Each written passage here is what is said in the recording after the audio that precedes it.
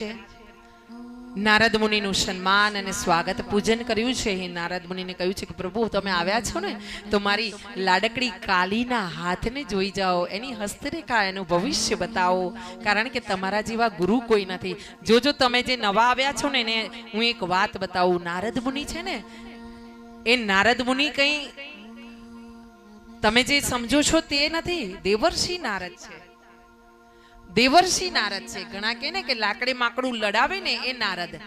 નારદ મુનિ એ નથી. નારદ મુનિ એ છે કે જેને જેને મળ્યા ને એને ભગવાનના ચરણ સુધી નારદ મુનિએ જ પહોંચાડ્યા છે. હા, ધ્રુવ હોય, પ્રહલાદજી હોય કે આપણે બધા હોઈએ, એકવાર મનથી નારદ મુનિને દેવ માની લેવાના. મેં વર્ષોથી જ્યારથી હોશ સંભાળ્યો ત્યારથી મને એક જ ખબર પડી કે નારદ મુનિને ગુરુ માનવાના. નારદ મુનિને પ્રાર્થના કરવાની કે હે ગુરુદેવ, મારા વાલા સુધી, મારા ગોવિંદ સુધી મને લઈ જાઓ, એનો રસ્તો બતાવો. પ્રભુ તમે બતાવ્યું તો ધ્રુવ મહારાજને, એ નાના અમથા બાળકને ખબર નહોતી કે તપ કેવી રીતે કરવું, નામ સ્મરણ. તમે એના કાનમાં મંત્ર દીધો તો એવો મંત્ર મને પણ આપો. એમને રસ્તો બતાવ્યો તો ધ્રુવ મહારાજને તમે નારદ મુનિ કે તમે મધુબનમાં જાઓ અને ત્યાં ભગવાનનું તપ કરો, મને પણ મધુબન સુધીનો રસ્તો બતાવી દો. હા, આટલી દયા કરો હે નારદ મુનિ, કૃપા કરો, દયા કરો. અહીંયા નારદ મુનિ આવ્યા છે અને પહેલા તો એમણે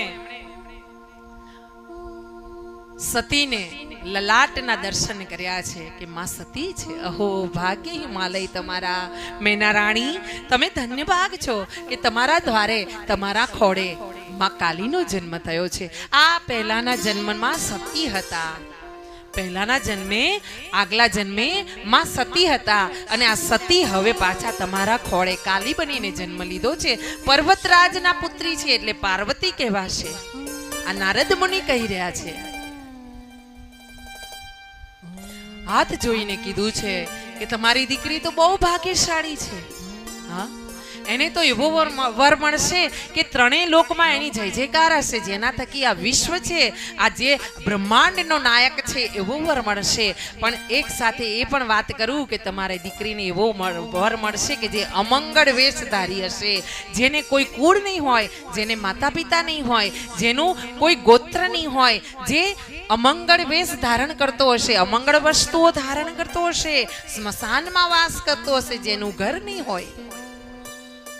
જુઓ, કોઈ વ્યક્તિ એવા હોય કે સારું કહેતા હોય ને ડરાવતા હોય. આ નારદ મુનિ આ રીતે માં કાલીનું ભવિષ્ય મેનાની સામે, અને માં જ્યાં જગદંબાનું ભવિષ્ય મેના રાણીએ એટલે કે માતાજીએ સાંભળ્યું છે એટલે માને દીકરીની ચિંતા થઈ ગઈ છે. અરે મારી ફૂલ સમી આ દીકરી છે અને આ દીકરીને એવો વર મળશે કે જે અમંગળ વેશ ધારણ કરશે, સ્મશાનમાં રહેશે. મારી દીકરી આ રાજમહેલમાં ઉછરી રહી છે, એને સ્મશાનમાં કેવી રીતે મોકલી શકાશે? મારી દીકરી આ દુઃખ કેવી રીતે સહન કરશે? મેનાને ચિંતા થઈ છે પોતાની બાળકીની, પોતાની દીકરીની. અને મેના રાણીએ આ નારદ મુનિને પૂછ્યું છે, પ્રભુ ફરીથી એકવાર જો મારી દીકરીના લલાટને, એના હસ્તને જોઈને કહો, કર્કમળને જોઈને કહો કે તમારી ભૂલ તો નથી થતી ને? નારદ મુનિએ કહ્યું છે કે હું જેટલા પણ આ લક્ષણ કહી રહ્યો છું ને, એ ગુણ, એ લક્ષણ બધા દેવોના દેવ મહાદેવના છે. આ તો પહેલા સતી હતા, આ પાર્વતી આવ્યા છે તમારા ખોળે અને એ યુગો યુગોથી